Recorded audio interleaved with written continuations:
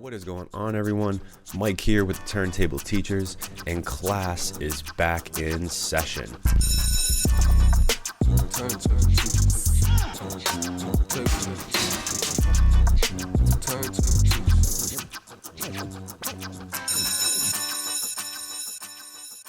I hope everyone's doing well and had an awesome summer.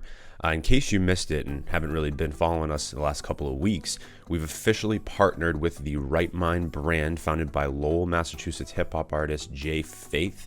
Basically, our goal with this is to provide resources for those within the music industry. So whether you're an artist, a producer, an engineer, a promoter, podcaster, our goal is to provide information for all experience levels. So whether you're a beginner or you've been in the game for years, we're basically trying to help anyone improve their craft regardless of what they're doing. And, we're going to be executing this in a form of blog posts on our website and various podcast episodes, much like the one that you are about to hear today. And we focus on specific topics and skills within the music industry. We hope that you find them engaging and helpful. If you are listening to the audio of this episode, just make sure you realize that we have a full video on YouTube for this episode, which is a little bit more interactive and engaging. So if you're not driving or anything like that and have a chance, go check it out on YouTube. The link is going to be in the description of this podcast episode. This episode is going to be a lot different than some of the episodes that I've done in the past. It's basically really hard right now to be talking about the music industry without talking about how the pandemic has impacted the music industry as a whole. And I wanted to shed light on the problems that the music industry is facing from really a business perspective. Within this episode, I'm going to be sharing multiple resources and articles that I've been researching, but I've also sat down and interviewed numerous different people within the industry, so that's artists, managers, promoters, etc., to kind of find out how they've been impacted by the pandemic and also how they've transitioned and adapted during this time. So throughout this episode, you're going to be hearing clips and sentiments from different people that I have profound respect for and really gave me a lot of insight and knowledge into how the pandemic has really affected the industry as a whole. And I've broken this episode down into 4 different segments. The first is going to be how the industry has changed as a result of COVID-19, marketing and networking tips for artists in this climate, ways in which artists have adapted their strategies to promote and share their music and also their brand, and then how fans can help support artists and venues during this time, which I think is maybe the most important of the 4 here, especially if you're a fan of music, if you're listening to this episode coming from a fan's perspective. And my goal, like I said, is to really shed light on how the pandemic has affected the music industry and the people within it, but to also highlight some of the fallacies that have, kind of been established in the industry as a whole and led to a lot of these issues. And my hope is that if you're a fan of music, after this, you kind of have a better understanding of the difficulties that artists inevitably face in sustaining themselves in this climate. And also, if you're an artist, that you were able to find some tips and strategies through this episode to continue to grow your brand and audience. I want to start by introducing Tyler Donovan, a music manager, and the China Blue, a Rhode Island alternative pop artist, 2 people that I got the chance to talk to and that gave me some unique perspective on the industry really as a whole. Take a listen. And in a weird sense, but I would say this applied before COVID. The industry is kind of weirdly built now where you're releasing a song for streaming for people to consume it basically for free, and your merch, you're basically using that song to promote your merch and other things, which I hate viewing it like that, but that's just the way the industry is built right now. So I think it's up to artists to come up with that's why I say building their world, whether it's merch, whether it's other things like a documentary, that's where we can all be creative and hopefully people want to consume that content. But yeah, it's tough. It doesn't sit well with me either, knowing that either, Yeah. It is true. You're making I've had I worked in another duo project. We had 100K streams on one of our songs, Killer, on Spotify. That gave me $80. So it sounds horrible to say, but that's just not that's not enough. There needs to be something else for an artist to sustain themselves. Yeah, and I think there's a big gap there too, though. Like, I know that via YouTube, like this is the only way I can relate because I don't know exactly what they call it on Spotify. I'm assuming it's just pay per stream. But I know on YouTube, like they have this thing called CPM, which is like cost per minute. That's what it's called, and it's like cost per 1,000 views. I'm sure, Mike, you know what I'm talking about. And your CPM can vary. Yes. Depending on like the content that you give, and especially how YouTube's super restricted now with these kid guidelines and stuff like that. Like back in the day, you could make videos swearing, do whatever you want. You had YouTubers who were making like $7 per 1,000 views. And that's like bananas when you're putting up 10 videos in 2 weeks and you're getting 4.5 million views a video. And I think that that's another thing is like probably with Spotify is like it all depends on like your CPM in a sense, I would say. Because I know artists like that have made like hundreds of dollars off of like 100,000 streams, and I don't know, there's just this weird algorithm that Spotify has like that gives you probably that sort of CPM or like just estimates whatever it may be. Yeah. So like I'm sure Spotify is like thankful Drake's on their platform and is probably like for always sure, making sure he's like hooked up. You know what I mean? No, exactly. Yeah, and for it's smaller crazy. artists, yeah. it's harder. It's crazy. Yeah, I mean, Tidal is like I'm pretty sure Tidal is the one who pays the most, and it's like almost one of the least used music platforms. Right. So it's what does that? Yeah, if like, you know, let's even call it 100,000. Like only 100,000 people are using Tidal. I mean that, and like, I mean, I know Spotify gets like multi-million. I don't even know what the number is, but it's somewhere close to maybe even like a billion users. Like it's a lot. Yeah. The most, used platform, but I have heard that Spotify actually gives out the least. It's a crazy like algorithm and things because Tidal.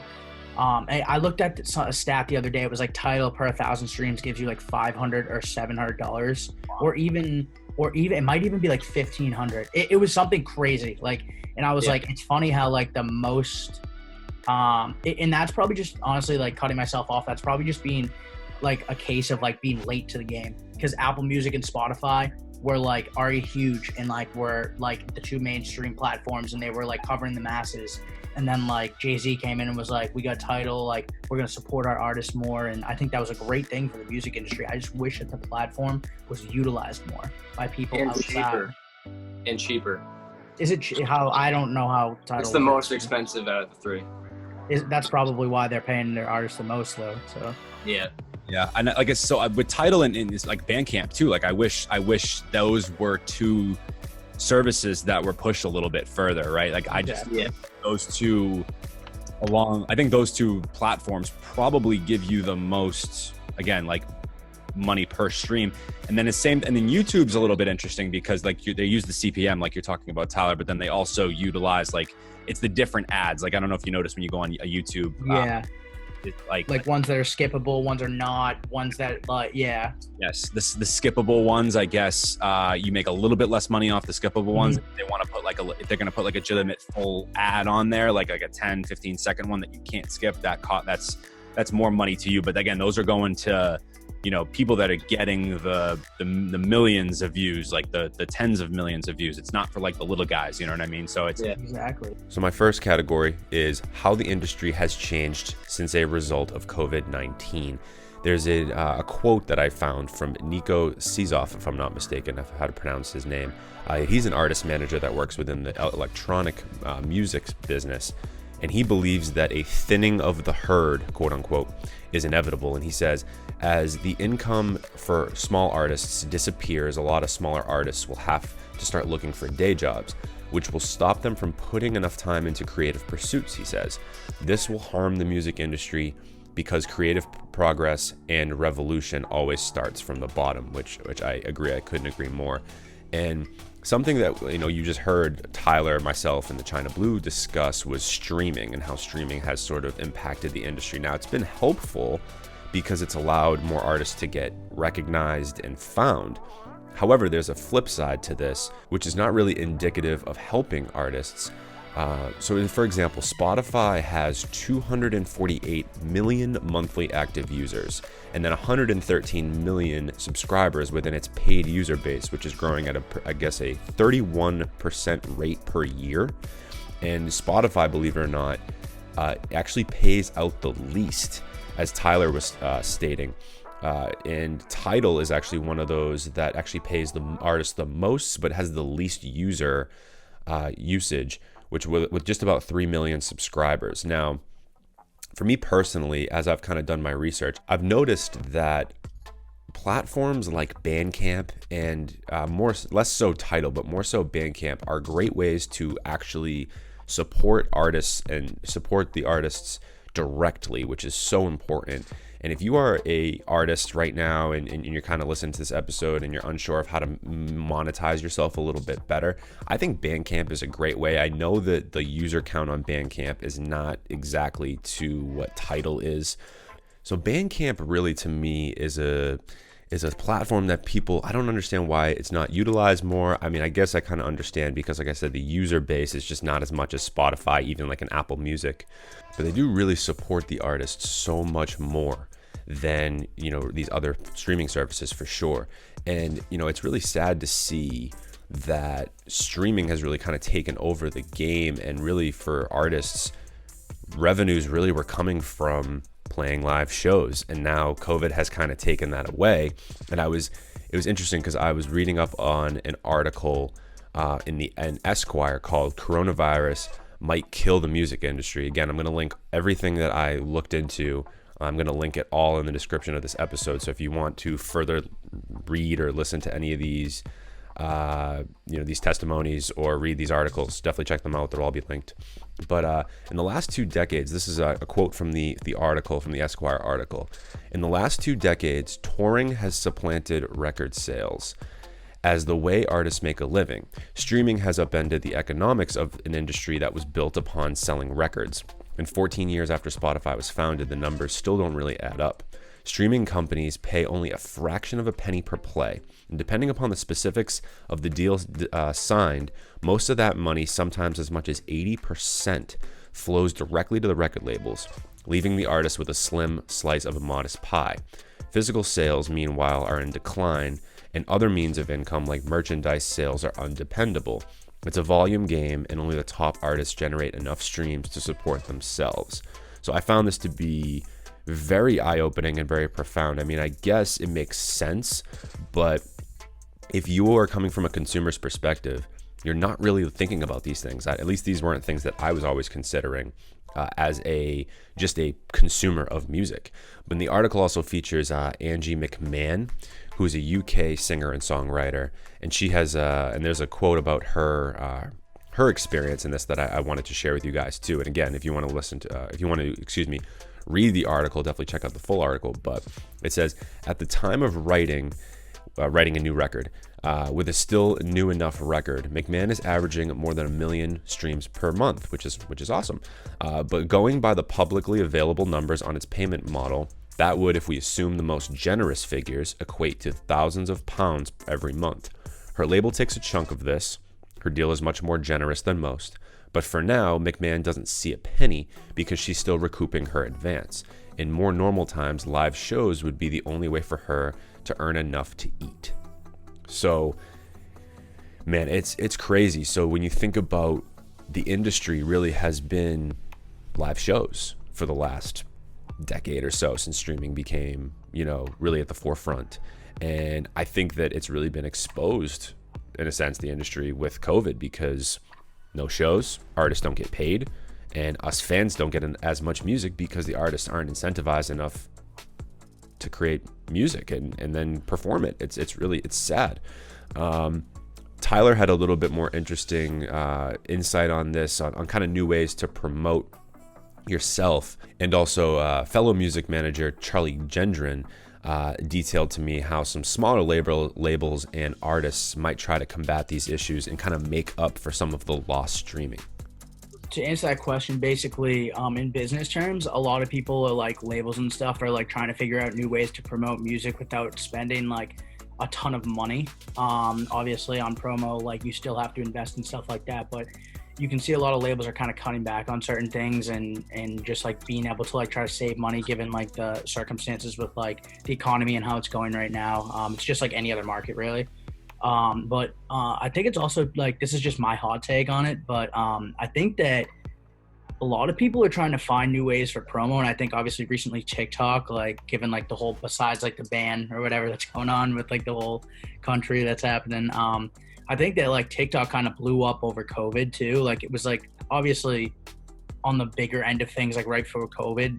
But I think when quarantine hit, like TikTok and music kind of just like really blew up together. And you see these artists like, for example, like Joseph Black, like Powerful, like these guys who are like had somewhat of a little bit of an audience, but TikTok really took them to that next level and got them to sign those like major label deals. So in terms of business, like it's really being affected in kind of both ways, like some good and some bad.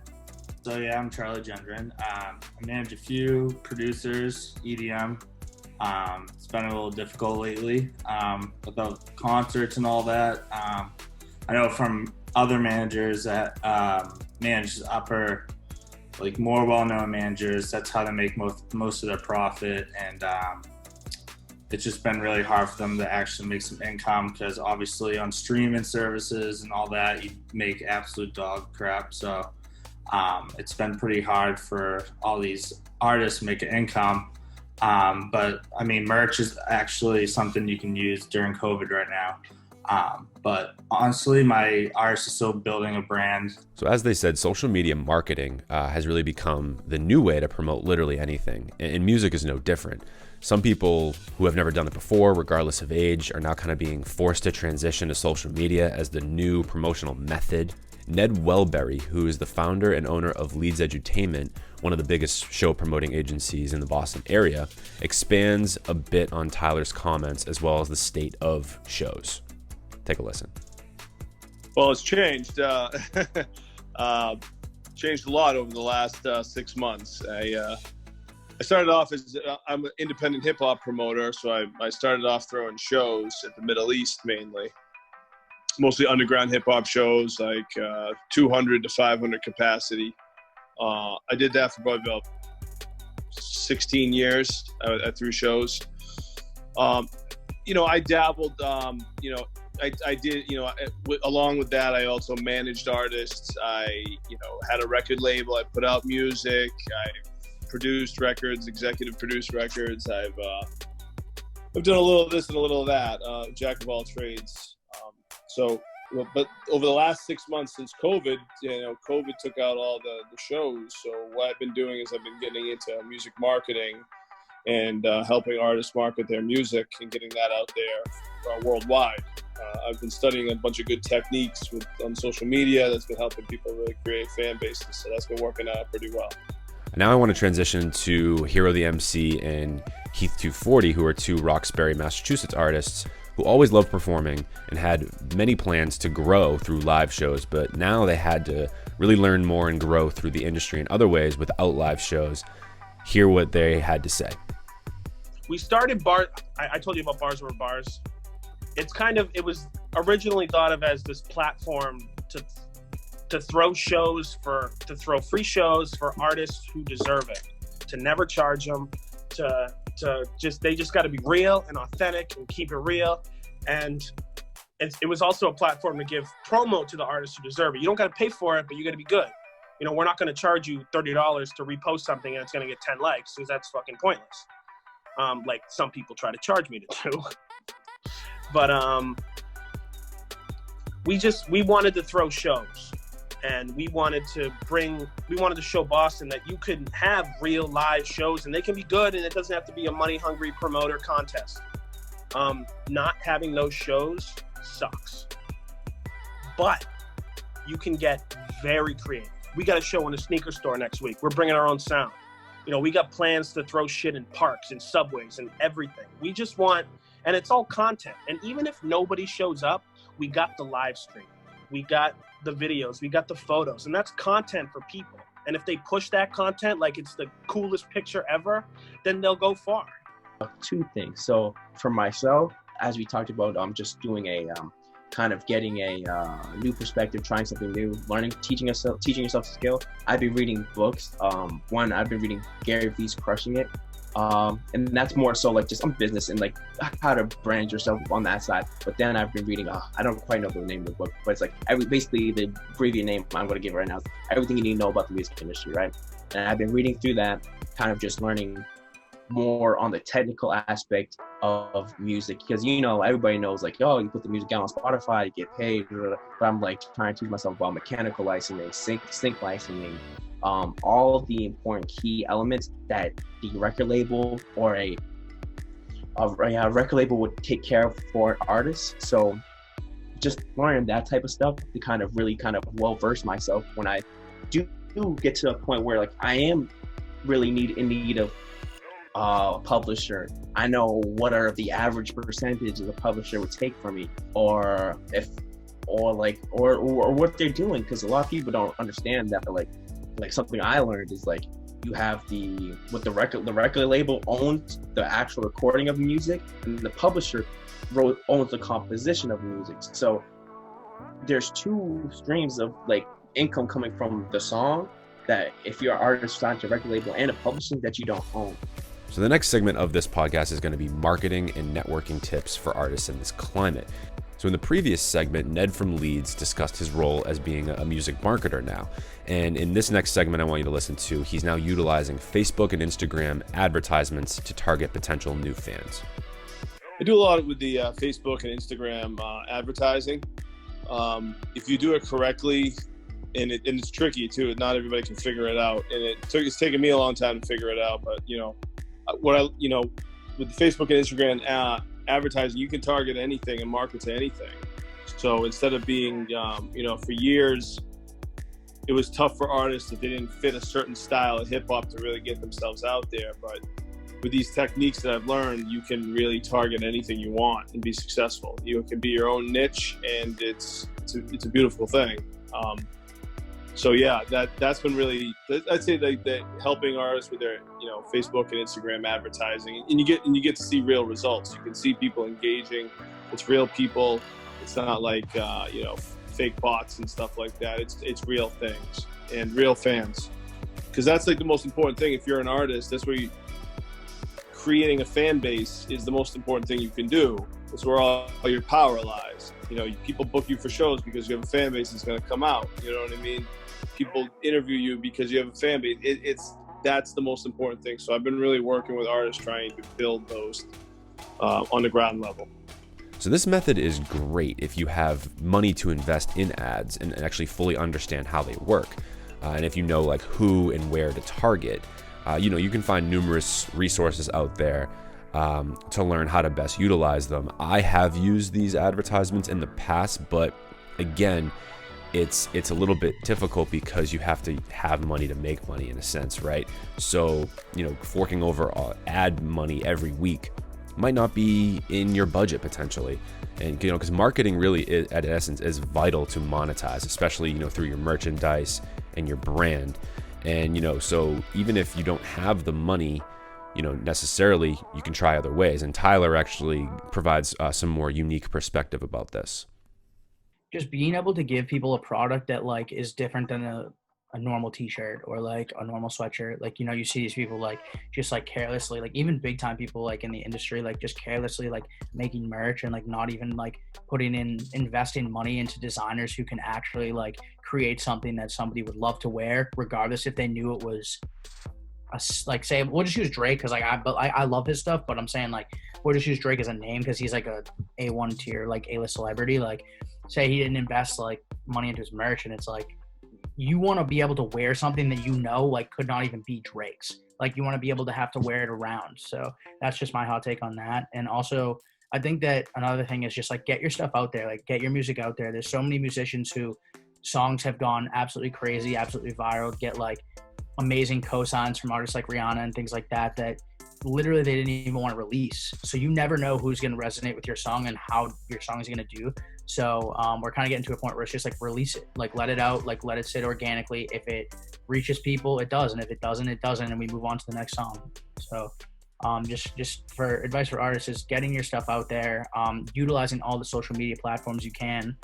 That's a huge thing now, especially given like the state of the internet in 2020 and how much it impacts your career, and just like gems like that, so DM random podcasts that have playlists that Exactly. Like random small podcasts that have little cult followings. You know what I mean? Like exactly.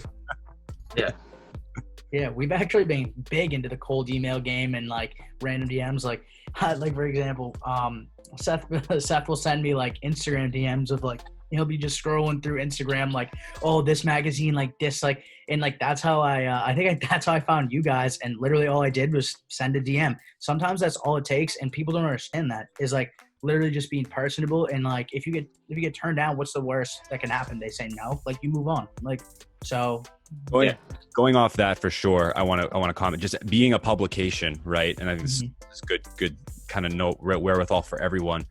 Don't just send a DM being like, yo, check out my song. Like don't send it like that. Like it's, the phrasing is everything. Like, you know, you like just you example, like, you know, you introduced yourself, you introduced Seth, and you were like, this is his new song. If you would, you know, or his most recent song, if you know, if you find any interest in it and throw it on your playlist, that'd be great. And like, got it done. So like, that's what I'm saying. Like you have to approach it in a way like that you're actually trying to make a connection with the publication. If you just, again, like you don't understand how many DMs that like, you know, for artists, whether they want interviews or whether they want, you know, songs on the playlist, like, yo, like, let me get on your playlist. Like that's not the way to approach it. You know what I'm saying? Like, like you're saying, Tyler, in a more personable way, and I guarantee it'll work. So if you're someone out there that's been like, well, I've done all the DMs, I've been DMing people, look at how you're DMing them, and that might be part of it too. So just a thought there. Yeah. So again, a couple of things I wanted to touch upon. First, if you don't have money to spend right now on advertising or merch and products, you know, there's still plenty of ways that you can market yourself and network, as Tyler and I in that clip sort of alluded to. Personally, as a publication and a podcast, I just want to reiterate, you know, how to reach out to media outlets. I think that is it really, that in essence is important. Maybe more important than reaching out at all is really how you do it. And basically, I find, you know, there's 4 things you want to keep in mind if you're an artist reaching out to a publication like us or, you know, whoever else it is.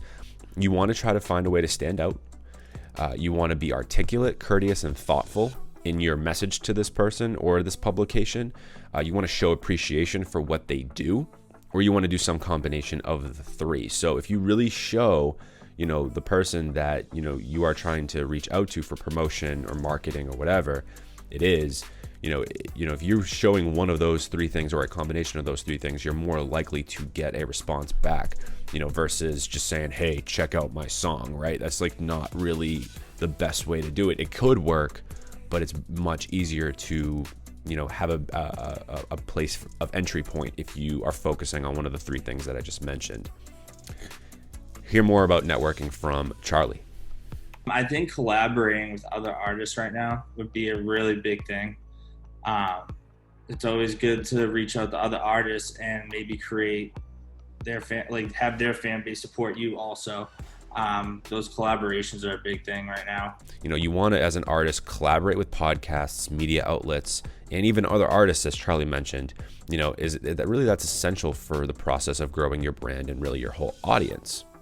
When you're passionate about something, like you do things for fun more than you do them for business. And I think that's like, is that kind of what you're going with? Like, exactly. Exactly. Like more people that are passionate about exactly what they're doing are more willing to, like, for example, if someone came up to you and like they were a smaller artist and they wanted a verse, like, and you liked their music, but they couldn't afford your rate, like the fact that you will love music and you're passionate about it, you may give him a verse for free. And that, like, that kid may never forget that. Like, so there's things that just being able to have a connection with somebody and build a relationship and network, and that's a big part of the industry that just gets kind of, it's like almost like a hidden gem. People don't really understand that. Like, I know the people up top definitely understand that. Like, they understand that the little things go a long way. Whether like you're showing up to a show and like the promoter who booked you, like you bring him like a little gift basket or like a free piece of merch or whatever it is, like he'll never forget things like that. I know you had an experience like that, like where didn't you have an experience like that when you were doing opening for somebody where you just like were personable, you walked up to them, introduced yourself, told them like what you loved about them? They'll never forget that, things like that. Well, yeah, they don't deal with people on a day-to-day basis that are 100% genuine like that. They deal with people who are only involved in the business aspect of their lives, and it's hard for them to connect with people on a genuine level. Yeah. Like, so. Well, just like being nice, like offering like what you have and being open to collaborate. Like even when it was like booking shows, like I was just talking to like a promoter for months, and he like liked my stuff, and we played like a show for him, and then eventually he was like, hey, do you want to open up for this international artist Dagny? I was like, yeah, bet. And then same thing, like down the line, it was the same promoter. I was like, hey, I saw this band Fickle Friends is playing a show, and he was like, yeah, I'll let you know, and we got it. But I think it was just like being available, being nice, like taking the time to like do that stuff. Like that's where the opportunities are, just having conversations. And yeah. I know, lastly, I want to say, I know one artist that I work closely with, he says that he always, no, even like, well, not in these days, but in the days that we had shows, artists that he was friends with and supported, like in the, particularly the Boston music scene, that's kind of where he is. So yeah, he always would buy a ticket, even if he couldn't go. So he'd always buy a ticket to the show to support, even if he couldn't make the show. So it's just, yeah, and people don't forget that.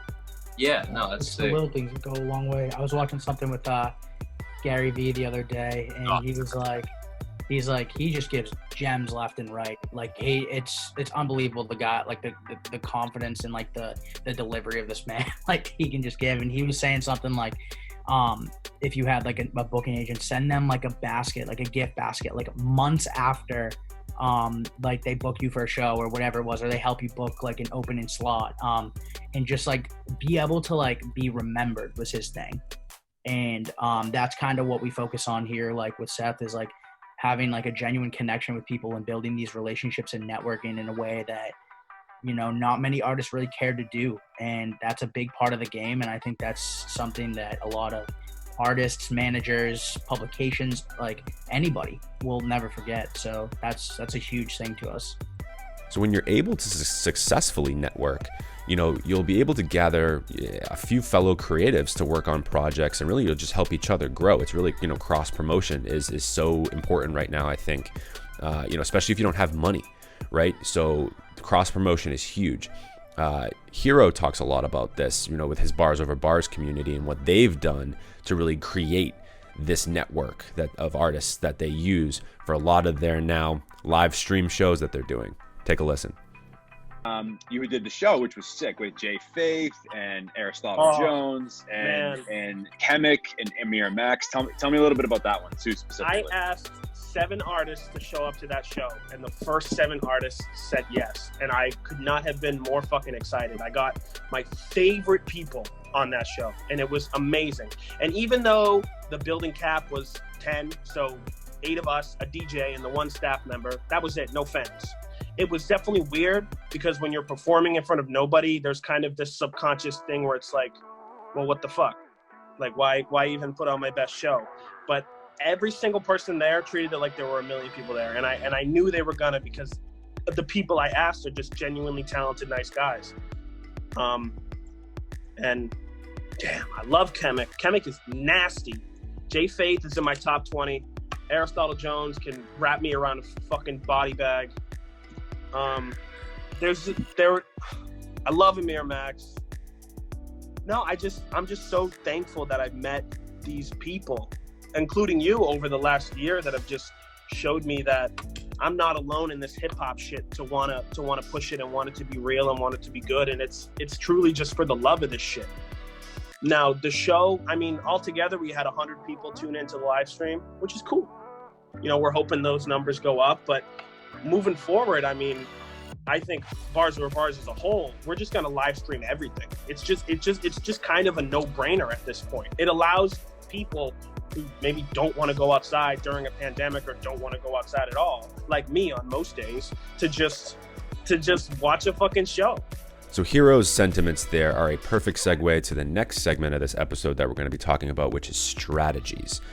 I want you guys to take a listen to China Blue on some networking strategies that he uses or he believes in. I mean, I've always been conscious of it as like an artist too. And I've always wanted to like build up kind of like a world with my content, like kind of have stuff for people to absorb, like whether through music videos or whatever. But I feel like the emphasis is going to be more on that.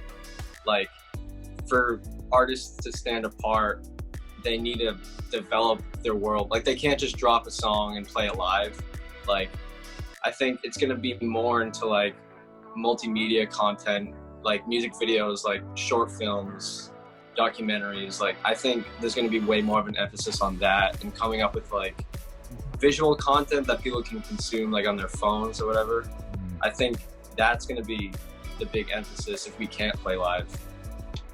I think that's going to be a challenge for artists.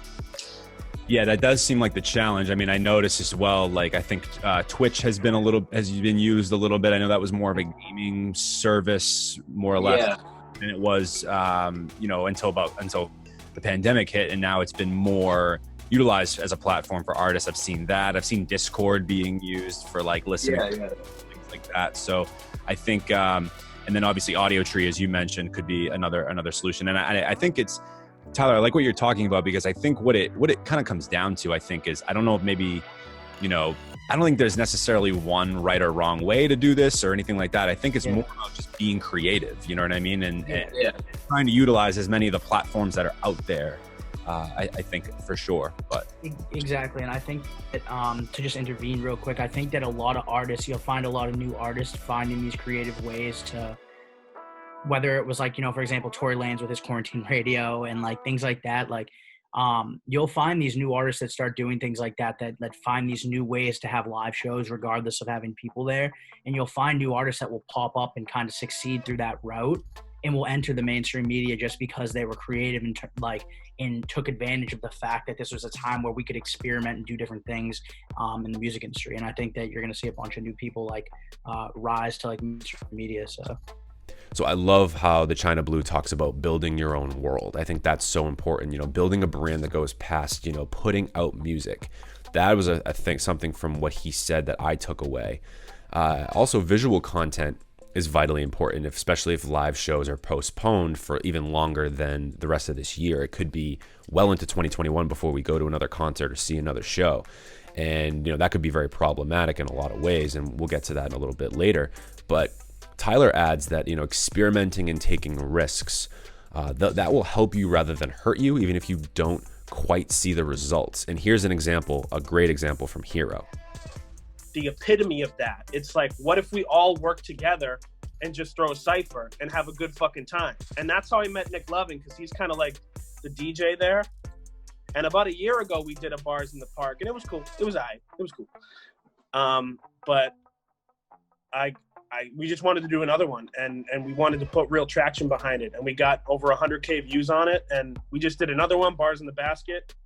We want to do Bars in the Back Seat next. That's gonna be a cool one.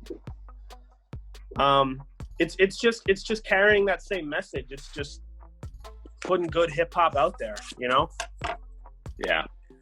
So tell me a little bit about like what was like the strategy behind the Bars in the Park thing. Like, were you just kind of doing it just to kind of have content, or was it really like more of like a marketing thing and like something unique? Because I feel like it's a unique concept, and I'm not really seeing a ton of people doing it. I wouldn't say it's unique. I think it's just so, it's like a duh. Why didn't I think of that? And I think that's why stuff like that gets more traction than like professional music videos. Because I dropped a music video for The Wait, right? And Bars in the Park did much better than that. And it's because when you run ad content like that, stuff that's like, duh, that shit looks easy, why don't I try it, is much more well received than, well, I can't pay $2,000 for a video, Me and Nick Lovin just went to the park and shot some shit with our phones and GoPros. I mean, that shit was free, When we did it the first time, it was last August, and I was in a much different place. It was when I was starting to see this shit as, how can I make it professional? And at that point, I was doing it just to get content out there. But now it's like everything I drop and everything I do on Instagram has to be a reflection of who I am as a person, as a musician, as an artist, as a photographer, as a human being. And this exemplifies what I am. And I put a large amount of ad content behind it. And I just I love it. And Nick Levin did such a good job. And it's awesome. Bars in the Park, Nick Levin on the beat.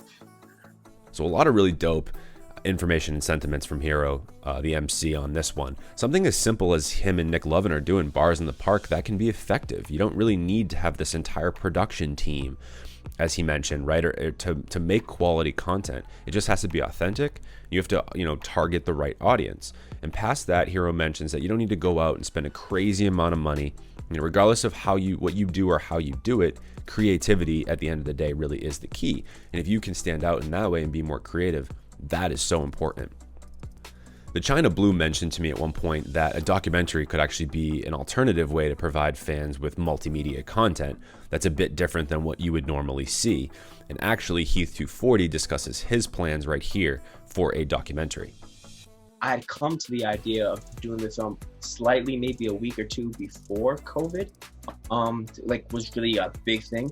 But so going into it, I was kind of like, at the time I was like, it was kind of more of a I'll get to it type of thing, where it was like I wasn't really focused on doing this. Like, I had the idea, but I had nothing written down. I had nothing to go off of.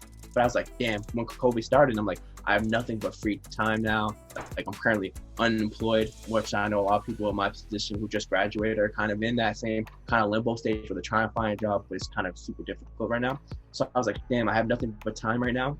Let me write down a skeleton outline of the script. Had one of my friends who I actually went to high school with, who's been doing film, Mike Noon, Half Past Noon is his thing. And like had him come on board and like really help me like write it because he went to school for film and stuff like that, so he really knows like the ins and outs of this stuff. So we kind of sat down together, wrote a script, and we were just basically we're basically working on that now. We're trying to stay safe with the COVID stuff, but like we're working on that now, and I felt like that was going to be a great compliment to this music I want to put out, because everybody puts out music right now, like since like everybody's at home, people are consuming YouTube, Spotify a little bit more so than they were before. So like a lot of people see it as a perfect time for, it's not the best time for a larger artist who's already established, because, they're making money off touring and merchandise, all that, and touring's out the window. But it's a perfect time for a smaller artist right now, because there's more eyes out there who you could potentially hit, right? So, and a lot of people I see putting out music, it's like, okay, but how can I put out something that's more meaningful just than 9 tracks or 3 tracks or whatever? I was like, damn, if I can make a story around the music, it makes it a little bit bigger than just songs. It makes it a story. It gives the character, it gives the songs more character. It gives it, this song's about this song fits with this part of the story or the narrative that he's trying to tell. Kind of like people done it before. Like I know Donald Glover did it because of the internet. Even Tyler, the Creator, on Igor was kind of doing a similar storytelling elements, but not necessarily with a short film, but his music videos kind of played into that world he was creating for himself. But that was kind of basically my idea about it. I'm like, hey, I have nothing but free time right now. I think it's the perfect time to kind of get experimental with things. So I thought this was also a great transition point. How fans can help support artists and venues through this time. I just want to share some thoughts, from everybody you've heard from this episode today. They all had something to say about this, and I want you to kind of hear through all their testimonies and their thoughts about how you can support artists during this time, and also how you could potentially support venues that are failing and that are hoping to stay open. I still think that the best thing you can do for your music is write good music. Like, I'm still convinced. Like, if you have just that song that if 10 people resonate with it like super strong and they show all their friends, and like I still think that's going to be more powerful than any money you throw at it, any like tactic that you do. Like, I still think with all of the crap, having a good song is still like the number one objective. There's a book out there called 1,000 True Fans. I don't know if you guys are familiar with it, but Heard about it, yeah. Yeah, basically the sentiment, or just to kind of spark note it for you.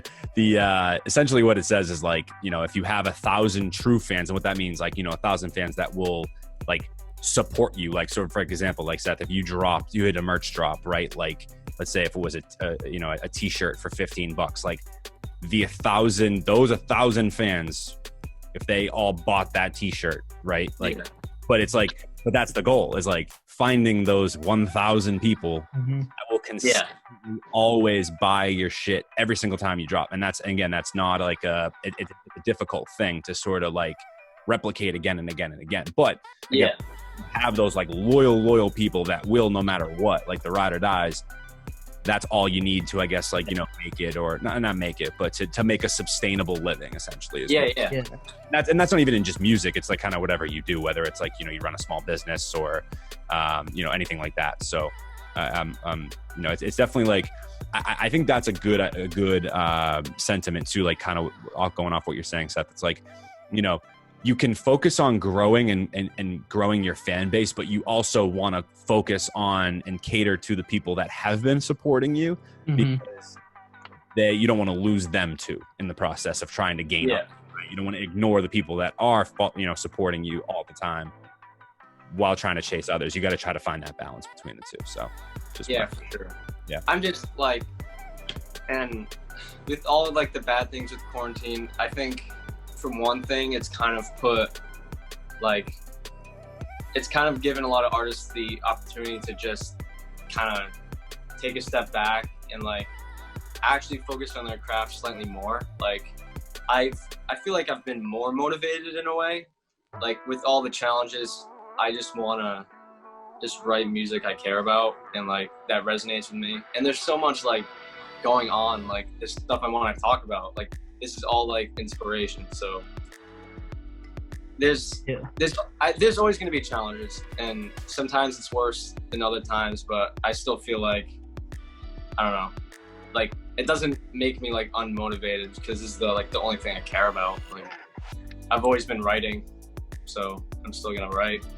I feel like kind of like what I said, and we're working on it currently, like merch is gonna be the thing, and it's not just like t-shirts, like be like inventive about it. Like I was thinking of doing lighters. I'll give that idea out. Like stuff like that, like stuff that people might resonate with, and like, or like VHS tapes, like things like that. Like that's gonna be where money is. Yeah. But I would say like overall, just in this time, just focus on writing. Like write whatever's true to you. Like if anything, it's been a challenge to like be a more honest writer. And I think every artist I've consumed and like been excited about, it's because of how honest they are.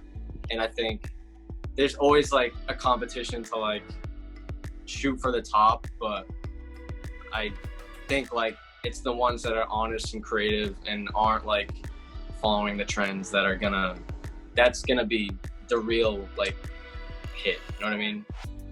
Yeah. Like that's gonna do more than like trying to maneuver this weird environment, because I think we all would at this point. Yeah. I think a big thing too, like going back to like the revenues and how people can support, is like people don't really realize like outside of the music industry how much merch actually influences like income. Because for example, like I know Chance the Rapper, like I've watched countless interviews with a bunch of people about merchandise and stuff like that, but his hats alone have sold like, I think like he had this time where he dropped like a drop with new hats, like couple colors, and he made $3+ million off of hat sales. And I'm like, people don't really understand like how much of like an artist's income is based off of sponsors, it's based off of brand partnerships or merchandise or touring and like selling out stadiums. Like it's not, you're not gonna have like these people who are up in the top tier, like A1 list artists like Russ right now because he's in Forbes, or just these people who are making more money than just their deal. Like they're doing things outside of just making money off streaming. Like I know Russ is like a big example for me, only because like I'm a huge fan of him and the way he works his business. Like you were saying, album sales, like his TuneCore has got millions and millions of dollars, and it's all his own catalog. Like he owns his own masters, and that's like the biggest thing. Supporting your favorite artist is not as different, besides like we're missing like shows, like nobody can buy tickets and stuff like that, but I think it still comes to the same things, like merch, like CD sales, like all those things, because that's going straight to the artist, and that's going to help them, even if it's a little bit. But like with quarantine, it's still like not that different when it comes to like streaming, because like an artist will get 0.07 of a cent per stream, which like obviously that's still like, I appreciate that and that's like amazing, but it's like that alone is not going to sustain somebody as like a career, you know what I mean? On Spotify they have like a COVID I don't know what it actually is, but I mean, I'm gonna look it up real quick. But they have like a button that you can like support like artists on some of the Spotify pages, that you can donate money to the artists. So that's just how like to help them out a little. Donate from afar is really all you can do. The artists, I would say, if you support the artist, I would just stream their music, buy their music, you know, buy their merch, do whatever you can do that way, help support something. And if you don't have any money, share something, you know, share something they've put out new music, share that, like it. Just something like that goes a long way too, you know. It's any type of support helps. It doesn't always have to be financial. Super unfortunate about the whole venue thing. Like, I wish there was a solution to playing shows. Like, that's just sad. Like, that's like half of the industry right there. Like, there's no opportunity to like play shows. Like, that's crazy. And we don't know how long. But I see a lot of artists going towards like pre-recorded live sets and stuff like that, whether on like YouTube or I don't know if you've heard of like Audio Tree. Like I feel like it's going that way where artists are gonna put out their own sessions that they probably like mix and produce, but that might be like the closest thing to like a show for a while, or like live stream shows and stuff like that. I think like Instagram live streaming is just not quite there. I agree. It doesn't like, it's just not a good representation. Plus like most people have bad internet. I feel like unless you have like NASA Wi-Fi, like it's just not a good experience. But yeah, I feel like it's gonna go down that route for the time being. You can add more, Tyler. Yeah. So it's kind of funny that you asked this question because me, Seth, and our team were talking about it last night, actually, like up at his apartment in Providence, solutions to trying to build content around concert type videos, because obviously Seth's more of an artist who we love to get on stage. We love to have him play at venues because his music's very like dancey, very like EDM almost inspired a little bit, like with like the beats and the production. And so basically we're going to keep that a little on the down low in terms of like what exactly we're going to do, because we don't want people out here stealing our ideas.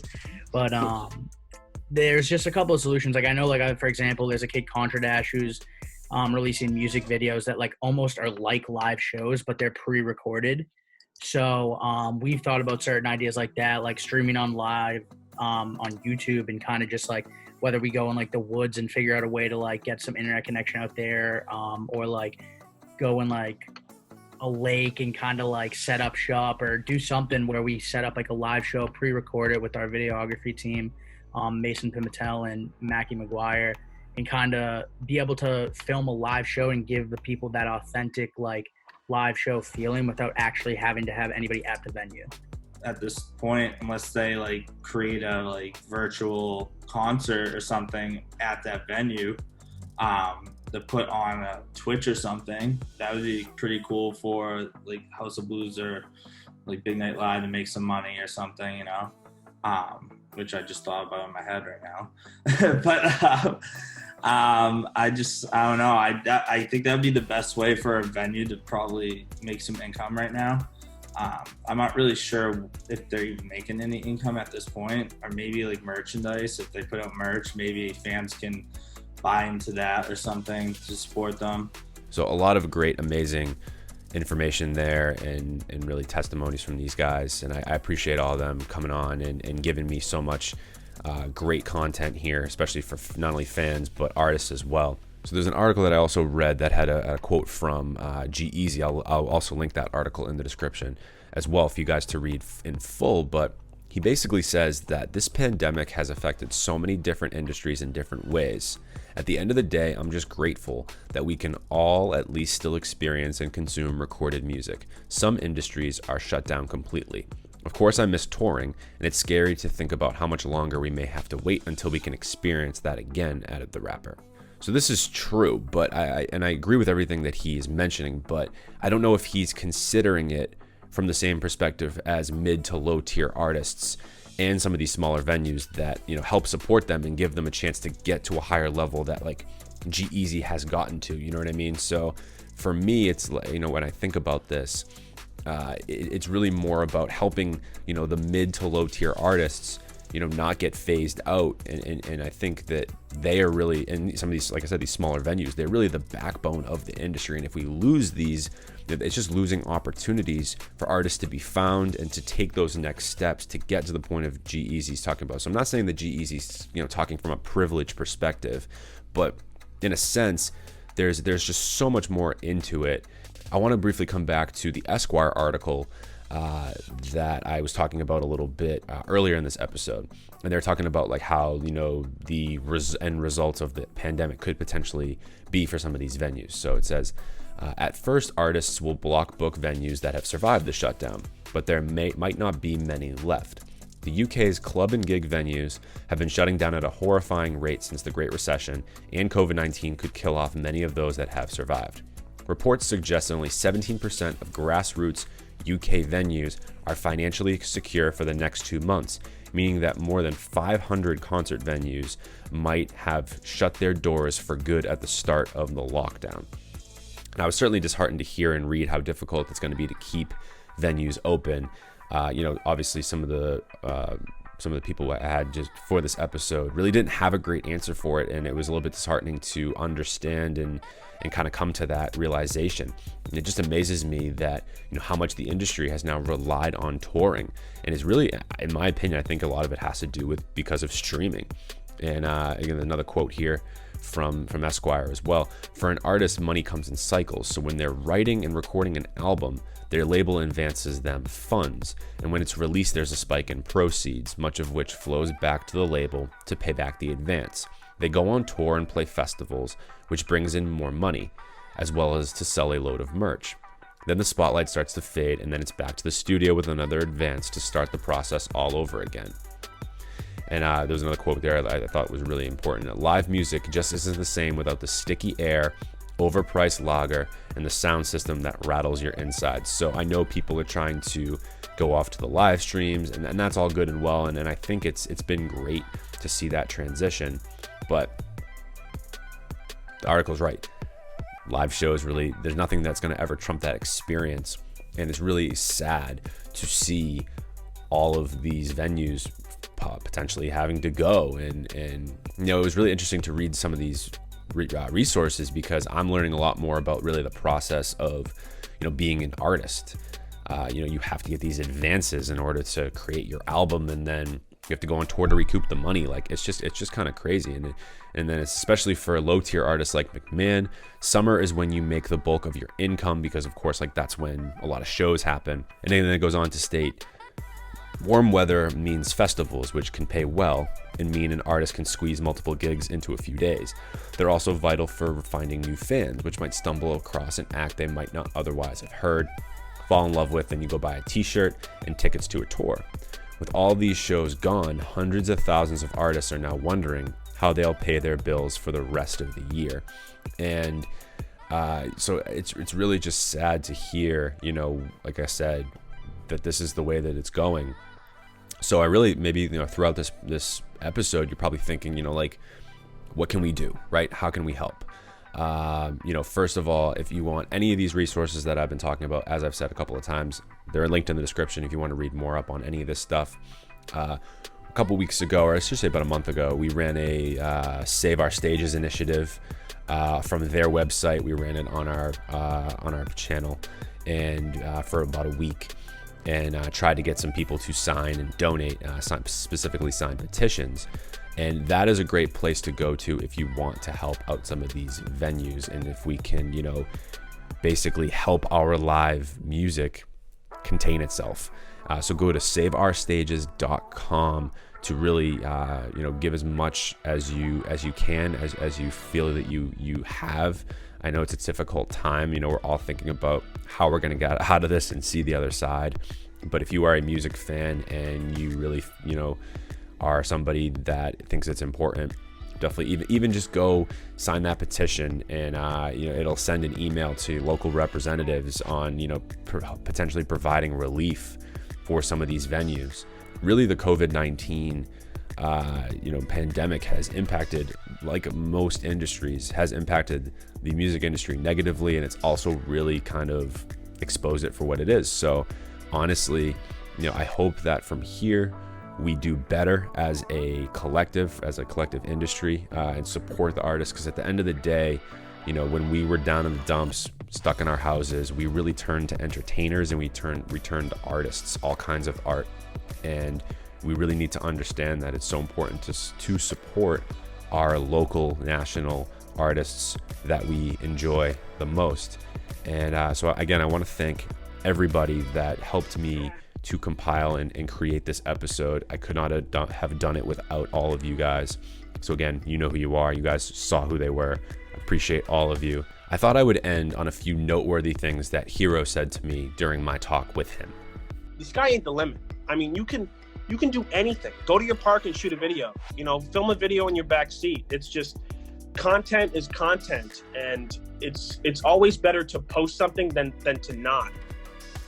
And just push it and treat it like it's the biggest fucking video ever, and it will do great because of that. Thank you guys so much for tuning into today's episode. I hope that this inspires you to go support and help your local venues and artists.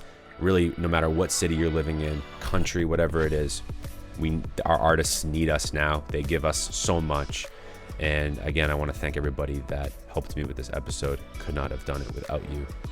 We will be back each and every Wednesday with more Right Mind content. Check out some blogs coming up in the near future. Every week, every Wednesday, a new blog or podcast episode in the Right Mind category section of our show. Thank you guys so much for tuning in. I am Mike with the Turntable Teachers, and class is officially dismissed. Turntable.